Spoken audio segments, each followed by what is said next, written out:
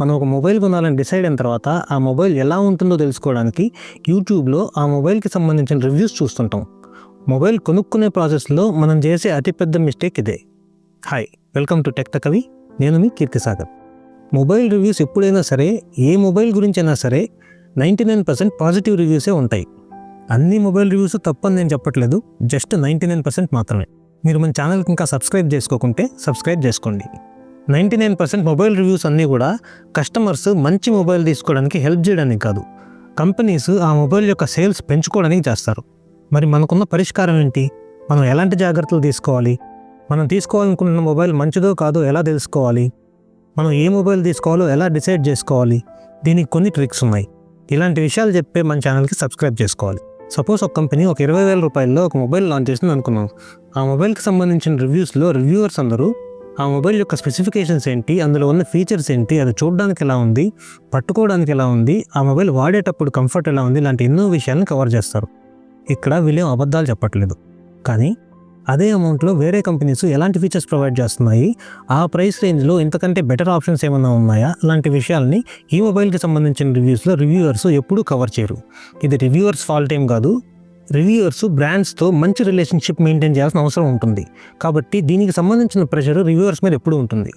ఆ మొబైల్ చూడడానికి ఎలా ఉంది, వాడడానికి ఎలా ఉంది, ఇలాంటి విషయాలు చెప్పగలరే కానీ ఆ మొబైల్ లాంగ్ టర్మ్లో ఎలా ఉంటుంది అనే విషయాన్ని వాళ్ళు పర్సనల్గా వాడి రివ్యూ చేసే 1-2 మొబైల్స్ గురించి మాత్రమే లాంగ్ టర్మ్ రివ్యూస్ చెప్పగలరు. ఆ కంపెనీ యొక్క గత చరిత్రను చూసుకుంటే ఆ మొబైల్ కొన్న తర్వాత కొద్ది రోజులకి ఎలాంటి ప్రాబ్లమ్స్ ఫేస్ చేస్తామనే విషయాల్ని రివ్యూస్ కవర్ చేసే అవకాశం లేదు. ఈ మొబైల్ రివ్యూస్లో కొన్ని పెయిడ్ రివ్యూస్ కూడా ఉంటాయి. ఇది మనందరికీ తెలిసిన విషయమే. రివ్యూస్లో 100 మెగాపిక్సెల్ కెమెరా, 50 మెగాపిక్సెల్ కెమెరా అని చెప్తుంటారు. కానీ 100 మెగాపిక్సెల్ కెమెరా కంటే 50 మెగాపిక్సెల్ కెమెరా ఉన్న మొబైల్స్ బెటర్గా పర్ఫామ్ చేసే మొబైల్స్ ఎన్నో ఉన్నాయి. అలాగే 50 మెగాపిక్సెల్ కెమెరా ఉన్న మొబైల్స్ కంటే 20 మెగాపిక్సెల్స్ ఉన్న కెమెరా ఉన్న మొబైల్స్ బెటర్గా పర్ఫామ్ చేసేటివి ఎన్నో ఉన్నాయి. అందుకే తక్కువ మెగాపిక్సెల్స్ ఉన్న కెమెరాస్ బెటర్గా పర్ఫామ్ చేయలేవని, ఎక్కువ మెగాపిక్సెల్స్ ఉన్న కెమెరాస్ బెస్ట్ అని చెప్పలేము. రివ్యూస్లో ఇలాంటి నెంబర్స్ ఎన్నో చెప్తుంటారు. ప్రాసెసర్లో కోర్స్ ఎన్ని ఉన్నాయని చెప్తుంటారు. బ్యాటరీ ఎంఏహెచ్ 5000 ఎంఏహెచ్ బ్యాటరీ అంటారు, 5500 ఎంఏహెచ్ బ్యాటరీ అంటారు. కానీ 5500 ఎంఏహెచ్ బ్యాటరీ ఉన్న మొబైల్స్ కూడా 1 డే కూడా బ్యాటరీ బ్యాకప్ ఇవ్వలేని మొబైల్స్ ఎన్నో ఉన్నాయి మార్కెట్లో. ఇదంతా సాఫ్ట్వేర్ ఆప్టిమైజేషన్ కిందకు వస్తుంది. సాఫ్ట్వేర్ ఆప్టిమైజేషన్ బాగా లేకపోవడం వల్ల ఎన్నో కేటగిరీస్లో మంచి ఫీచర్స్ ఉన్నప్పటికీ బాగా పర్ఫామ్ చేయలేకపోవడం వల్ల ఫెయిల్ అయిన మొబైల్స్ ఎన్నో ఉన్నాయి. ఇదంతా రివ్యూవర్స్ ఫాల్ట్ కాదు, రివ్యూవర్స్ తప్పు కాదు అని ఎందుకన్నానంటే, కంపెనీస్ రివ్యూవర్స్కి రివ్యూ యూనిట్స్ చాలా తక్కువ టైం మాత్రమే ప్రొవైడ్ చేస్తుంటాయి. ఈ తక్కువ టైంలోనే రివ్యూవర్స్ వాటిని అన్ని రకాలుగా పరీక్షించి అన్ని విధాలుగా బెటర్ రివ్యూస్ ప్రొవైడ్ చేయడం అసాధ్యం. అలాగే యూజర్స్ కూడా రివ్యూవర్స్ నుంచి quick reviews, unboxings, first impressions లాంటి వీడియోస్ ఎక్స్పెక్ట్ చేస్తున్నారు. దీనివల్ల తిరిగి రివ్యూవర్స్ మీదే ప్రెషర్ పడుతుంటుంది. మరి యూజర్స్ ఎలాంటి జాగ్రత్తలు తీసుకోవాలంటే, ఒక మొబైల్ కొనాలని డిసైడ్ అయిన తర్వాత ఆ మొబైల్కి సంబంధించిన రివ్యూస్ చూడడం వల్ల ఎలాంటి ఇబ్బంది లేదు. ఆ మొబైల్లో ఉన్న స్పెసిఫికేషన్స్ అన్ని మనకు క్లియర్గా ఒక అండర్స్టాండింగ్ వస్తుంది. కానీ ఆ వీడియోస్తో పాటు కంపారిజన్ వీడియోస్, బయింగ్ గైడ్స్, అలాగే ఒక బడ్జెట్లో ఎలాంటి ఆప్షన్స్ ఉన్నాయి మనకు చూస్ చేసుకోవడానికి అనే వీడియోస్ కూడా యూట్యూబ్లో ఉంటాయి.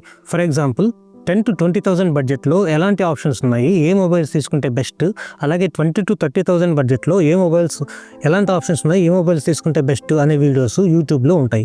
ఇలాంటి వీడియోస్ తీసుకొని మనం మల్టిపుల్ ఆప్షన్స్ కన్సిడర్ చేసుకొని ఒక మొబైల్ని అయితే సెలెక్ట్ చేసుకోవడం అవసరం. కంపారిజన్ వీడియోస్ అంటే 2 లేదా 3 మొబైల్స్ని కంపేర్ చేసి వాటి ఫీచర్స్, స్పెసిఫికేషన్స్ అన్ని ఎక్స్ప్లెయిన్ చేస్తూ ఏ మొబైల్ చూస్ చేసుకుంటే బెస్ట్ అనే కంపారిజన్ వీడియోస్ చూసి ఒక డెసిషన్ తీసుకోవడం మంచిది. అలాగే బయింగ్ గైడ్స్ ఉంటాయి. అలాగే ఒక బడ్జెట్లో ఎలాంటి మొబైల్స్ తీసుకోవచ్చు అనే వీడియోస్ కూడా మనకు యూట్యూబ్లో ఉంటాయి. వాటిని కూడా చూసుకొని డిసైడ్ చేసుకోవడం మంచిది. అలాగే ఫైనల్ డెసిషన్ తీసుకునే ముందు నెగిటివ్ రివ్యూస్ కూడా చూసి ఒక డెసిషన్ తీసుకోవడం మంచిది. యూట్యూబ్లో మనకు నెగిటివ్ రివ్యూస్ లేకపోతే అమెజాన్, ఫ్లిప్కార్ట్ లాంటి వెబ్సైట్స్లో యూజర్ రివ్యూస్లో నెగిటివ్ రివ్యూస్ చూసి ఒక డెసిషన్కి అయితే రావచ్చు. అలాగే ఏ మొబైల్ పర్ఫెక్ట్ కాదు. అన్ని మొబైల్స్లో పాజిటివ్ పాయింట్స్ ఉన్నట్లే నెగిటివ్ పాయింట్స్ కూడా ఉంటాయి. మనం అనుకున్న బడ్జెట్లో మనకున్న ఆప్షన్స్లో బెస్ట్ ఆప్షన్ని చూస్ చేసుకోవడమే. అలాగే మన అవసరాలను కూడా దృష్టిలో ఉంచుకొని ఒక నిర్ణయానికి అయితే రావడం మంచిది. ఫర్ ఎగ్జాంపుల్, మీరు గేమింగ్ పర్పస్ కోసం మొబైల్ని తీసుకోవాలనుకుంటుంటే మంచి ప్రాసెసర్తో పాటు మంచి కూలింగ్ సిస్టమ్ ఉన్న మొబైల్ని కూడా సెలెక్ట్ చేసుకోవడం మంచిది. అలాగే మీకు కెమెరా పర్ఫార్మెన్స్ కూడా ఇంపార్టెంట్ అనుకుంటే కేవలం మెగాపిక్సెల్స్ని మాత్రమే పట్టించుకోకుండా మంచి కెమెరా ఆప్టిమైజేషన్ ఉన్న మొబైల్ని సెలెక్ట్ చేసుకోవడం మంచిది. Battery optimisation, user interface, processor, RAM, storage, build quality, design, display లాంటి విషయాలతో పాటు ఆఫ్టర్ సేల్ సర్వీస్ని కూడా కన్సిడర్ చేసుకొని మనం ఒక నిర్ణయానికి అయితే రావాల్సి ఉంటుంది. కంపెనీస్ మార్కెటింగ్ స్ట్రాటజీస్లో భాగంగా రకరకాల నంబర్స్ చెప్తుంటాయి. అలాంటి నంబర్స్ చూసి మాత్రం కన్ఫ్యూజ్ అవ్వదు. మీరు అనుకున్న బడ్జెట్లో 2-3 మొబైల్స్ని ఫైనలైజ్ చేసుకొని వాటిల్లో కంపారిజన్ వీడియోస్, ఇలా బడ్జెట్లో ఏ మొబైల్స్ తీసుకోవాలి అనే వీడియోస్ చూసుకొని సెలెక్ట్ చేసుకోవడం మంచిది. అలాగే ఒక మొబైల్ తీసుకునేటప్పుడు ఎలాంటి జాగ్రత్తలు తీసుకోవాలో మీకు తెలిసిన సలహాలు ఏమన్నా ఉంటే కామెంట్ సెక్షన్లో తెలియజేయండి. ఇలాంటి ఇన్ఫర్మేటివ్ వీడియోస్ మన ఛానల్లో నేను రెగ్యులర్గా పోస్ట్ చేస్తుంటాను. కాబట్టి మన ఛానల్కి అయితే సబ్స్క్రైబ్ చేసుకోండి. నెక్స్ట్ వీడియోలో కలుసుకుందాం.